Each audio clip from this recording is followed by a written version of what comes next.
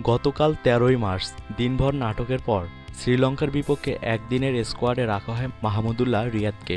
তবে আগামীকাল ১৫ মার্চ শুরু হতে যাওয়া টাইগারদের শততম টেস্টের স্কোয়াডে থাকছেন না রিয়াদ। এদিকে রিয়াদের সাথে শততম টেস্টের অংশীদার হতে পারছেন না বাংলাদেশের টেস্ট স্পেশালিস্ট মমিনুল হকও। মূলত ছন্দে না থাকার কারণে বাদ পড়তে যাচ্ছেন মমিনুল।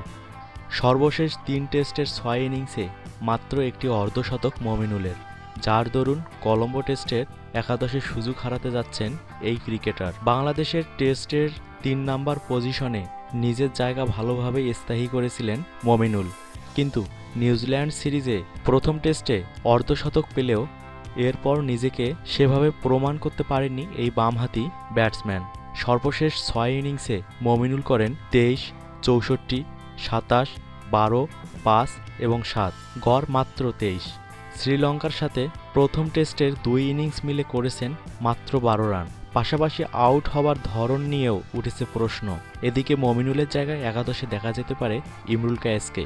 প্রথম টেস্টের স্কোয়াডে না থাকলেও দ্বিতীয় টেস্টের স্কোয়াডে আছেন ইমরুল, দেখা যেতে পারে মূল একাদশেও।